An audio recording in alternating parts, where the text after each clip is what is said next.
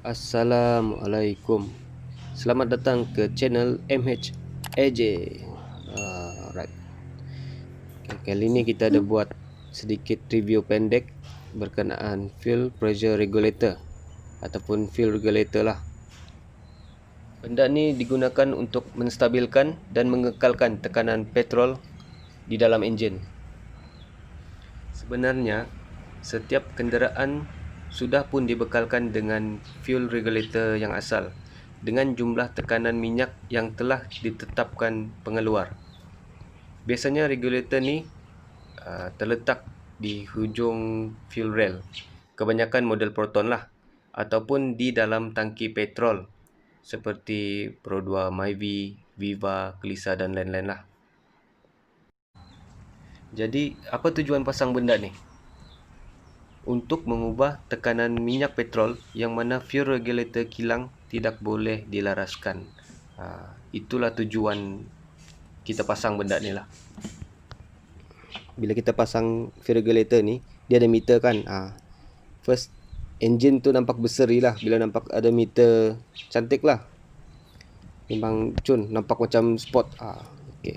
Kedua, kebaikan ini kita boleh memantau secara visual. Kita boleh tengok sendirilah visual ada meter tekanan minyak petrol berbanding fuel regulator yang di dalam tangki.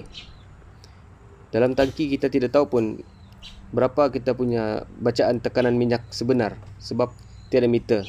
Yang itu asal kilang lah. Itu kadang-kadang alasan kenapa ramai orang pasang fuel regulator di luar macam ni.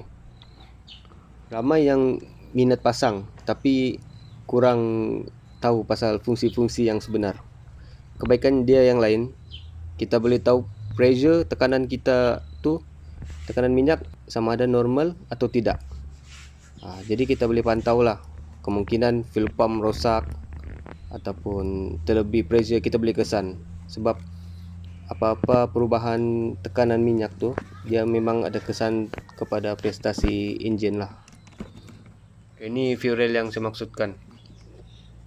Memang tiada lah fuel regulator, biasanya orang pasang situ fuel regulator custom letterbox.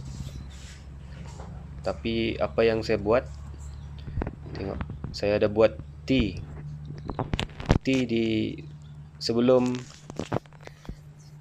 pipe masuk ke dalam fuel rail. Jadi di sana dia boleh kawal tekanan minyak lah. Kita buat T, satu tu masuk pergi fuel regulator dan pulang ke tangki. Yang ini cara yang budget lah yang kita boleh buat. Salah satu cara yang budget boleh buat jugalah. Kalau tidak mampu tebuk, mau buat engineering apa semua, kita buat macam ni.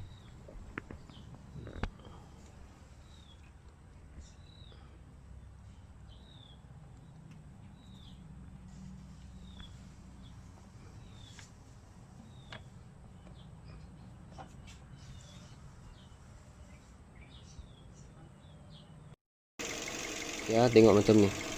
Yang ni sekarang kereta tengah idle. Standard tu dalam 3 kilo per cm. Okay. Ini kita adjust, kita longgarkan dulu nut 12. Kita pusing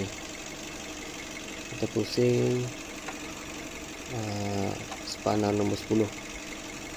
Sekarang kita cuba adjust, naikkan tekanan minyak. Okey. Dia stop situ.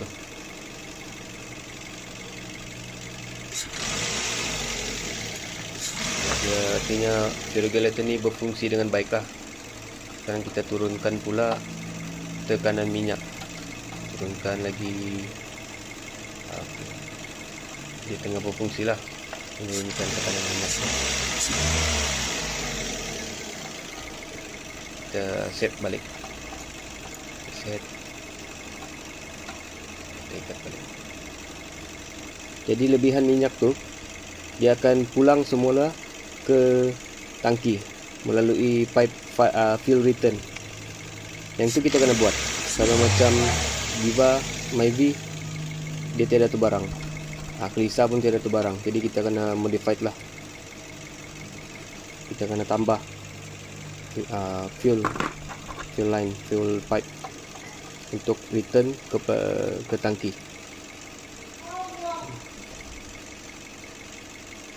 Kita ketatkan lah. Yang ni fuel regulator jenis Tome, cap ayam grade 3A. Bukan 1A lah, 3A, tapi boleh pakai. Satu tips lah, kalau beli fuel regulator ni pastikan yang kualiti terbaik. Sebab benda ni melibatkan petrol. Petrol ni faham lah, mudah terbakar apa semua kan, lagi dalam enjin. Jadi pastikan yang kita beli tu kualiti okey, ataupun belilah yang original. Macam AVS ada lifetime warranty. Yang macam saya beli ni 3A, grade 3A lah. Di Shopee banyak jual, tapi hati-hati. Macam saya dulu memang beli yang grade baru RM70, langsung tidak boleh adjust. Pressure tu tinggi je, bila kita adjust dia tidak mau turun. Macam ni kita adjust, dia boleh turun lagi lah. Cuma itulah, hati-hati je. Okey, ni pula hose yang saya gunakan.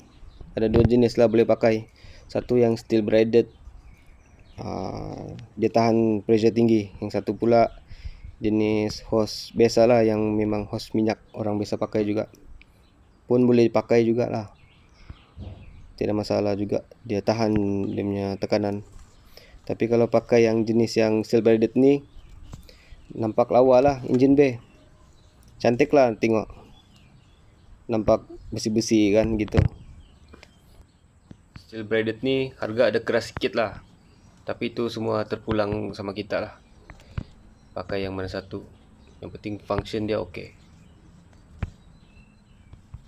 Okey, cukup sampai di sini saja. Selepas ni saya akan update video review keseluruhan pemasangan fuel regulator sehingga ke tangki. Okey, jangan lupa pastikan subscribe, tekan lonceng supaya tidak ketinggalan melihat update yang saya buat lepas ni. Okey, sekian daripada saya. Assalamualaikum.